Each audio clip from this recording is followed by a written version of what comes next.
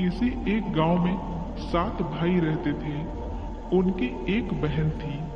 सातों भाइयों की शादी हो गई थी, बहन की शादी नहीं हुई थी।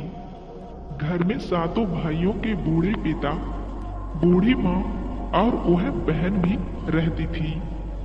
तो क्या हुआ कि उन सातों भाइयों में 7वें भाई की पत्नी बहुत सुंदर थी। इसलिए 6 भाइयों की पत्नियों के मन में उसके प्रति बहुत ईर्ष्या थी। बड़े 6 भाई खेती बाड़ी का काम करते थे, इसलिए उनकी पत्नियों को भी खेत पर जाना पड़ता था। किंतु 7वां भाई साहूकार के यहाँ नौकरी करता था। इस कारण उसकी पत्नी भी खेत में नहीं जाती थी। वह घर पर ही रहती थी और वह खाना बनाने का काम करती थी। बड़ी 6 देवरानियां इस वजह से भी उससे जलती थीं। उन्हें लगता था कि वह तो सुख से जी रही है और उन सबके नसीब में कष्ट ही कष्ट है। इसलिए वे सब मिलकर अलग अलग तरीके से उसे सताती रहती थी। एक दिन होता क्या है कि हमेशा की तरह दिन ढलते ही छोटा भाई काम पर से घर लौट आता है। बाकी 6 भाई भी खेत से घर लौटते हैं। नहा धोकर सभी भाई खाना खाते हैं। उनके माता पिता और बहन भी खाना खा लेते हैं। बाद में उनकी पत्नियां भी खाना खाने बैठती हैं। तो क्या होता है कि बड़े 6 भाइयों की पत्नियां जल्दी जल्दी हाथ मुंह पोंछकर रसोई घर से बाहर निकलती हैं और रसोई की साफ सफाई, बर्तन मांजना सब काम छोटी के लिए छोड़ देती हैं। छोटी देवरानी चुपचाप सब काम निपटाती है और वह ऊपर की मंजिल पर अपने कमरे में सोने चली जाती है। इधर नीचे क्या होता है कि छोटी देवरानी सब काम निपटाकर जब ऊपर अपने कमरे में चली जाती है तो सब 6 देवरानियां रसोई घर में इकट्ठी होती हैं और उसे सताने के लिए अपना दिमाग लड़ाती हैं। वे बाहर पिछवाड़े में जाकर एक सांप पकड़कर लाती हैं और उसे पानी के घड़े में छोड़कर ऊपर से ढक्कन लगाकर चुपके से अपने कमरे में जाकर सो जाती हैं। दूसरे दिन हमेशा की तरह सुबह होने से पहले ही छोटी देवरानी जाग जाती है और अपना सब दैनिक कार्य पूरा करके खाना पकाने के लिए रसोई में चली जाती है। वह जाकर पानी की घड़े में से पानी निकालने के लिए उसका ढक्कन ऊपर उठाती और हाथ अंदर डालती है तो उसके हाथ में सांप काट लेता है। वह सातों भाइयों के पिता यानी अपने ससुर को आवाज देती है, घर में सोए ससुर मेरे, मुझे सांप ने डस लिया है, मुझे विष से भर दिया है। तो ससुर जवाब देता है, घर मकान है चिरेबंदी, दहलीज बनाई है पाषाड़ी, कहाँ से लक्ष्मी कौन आया है री। ससुर का जवाब सुनकर वह अपनी सास को मदद के लिए पुकारती है, घर में सोए सासू मेरी, मुझे सांप ने डस लिया है, मुझे विष से भर दिया है। सास जवाब देती है, घर मकान है चिरेबंदी, दहलीज बनाई है पाषाड़ी, कहाँ से लक्ष्मी कौन आया है री। सास का जवाब सुनकर वह एक एक करके सब देवरों, जेठ जिठानी और देवरानियों को मदद के लिए पुकारती है। वह अपनी ननद को भी पुकारती है, लेकिन हर एक से वह वही जवाब पाती है। आखिर में वह अपने पति को पुकारती है, पलंग पर सोए पति मेरे, मुझे सांप ने डस लिया है, मुझे विष से भर दिया है। पत्नी की पुकार कानों में पड़ते ही पति हड़बड़ाकर जाग जाता है और दौड़कर रसोई में घुसता है। रसोई में वह देखता है कि वहां उसकी पत्नी मरी पड़ी है और जहर से उसका शरीर काला पड़ गया है। अपनी पत्नी को मरा हुआ देखकर पति को बहुत दुख होता है। वह उसका शव कंधे पर उठाकर बाहर ले आता है और उसे घर की दहलीज पर रखता है। उधर सातवीं देवरानी के मायके में एक अनहोनी हो जाती है। वहां के आंगन के तुलसी वृंदावन में जो तुलसी का बिरवा था वह एकदम सूख कर मर जाता है।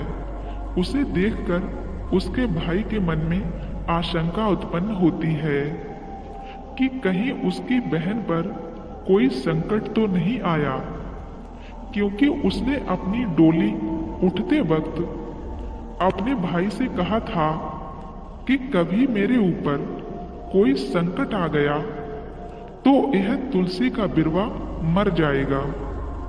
भाई एक पल का भी समय बिना गंवाए जो कपड़े पहने थे उन्हीं कपड़ों में दौड़कर बहन की ससुराल पहुंचता है। वहां सबसे पहले उसके ससुर से पूछता है, ससुर जी, ओ ससुर जी, मेरी बहन है, कहाँ गई? ससुर कहता है, तुम्हारी बहन बंधो हमने देखी ही नहीं। ससुर का जवाब सुनकर भाई उसकी सास से पूछता है, उससे भी उसे वही जवाब मिलता है। बाद में वह बहन के जेठ जिठानी, देवर देवरानी और ननद से पूछता है। सभी से उसे एक ही जवाब मिलता है। आखिर में वह अपने बहनोई के पास जाकर पूछता है, बहनोई, ओ बहनोई, मेरी बहन है, कहाँ गई? यह बात सुनते ही बहनोई जोर जोर से रोने लगता है और सारी बात साले को बताता है। साला भी अपनी बहन की मृत्यु की खबर सुनकर सिसक सिसक कर रोने लगता है। कुछ देर तक वह रोता रहा। उसके बाद बहन को जीवित करने के लिए भगवान की आराधना करने की सोचकर वह वहां से उठकर मंदिर की ओर चला जाता है। अब सातवां भाई सोचता है कि पत्नी का शव ज्यादा देर तक घर पर रखना उचित नहीं है, उसे अग्नि देनी चाहिए। तब वह जाकर अपनी माँ से कहता है, माँ, ओ मेरी माँ, बहू की तुम्हारी गोद भरना है, उसे काजल कुमकुम लगाना है। तो माँ तुरंत कहती है, मरी हुई तुम्हारी पत्नी को तुम ही काजल कुमकुम लगाना, मरी हुई पत्नी की तुम ही गोद भरना। मरी हुई पत्नी की गोद भराई करने के लिए माँ तैयार नहीं है।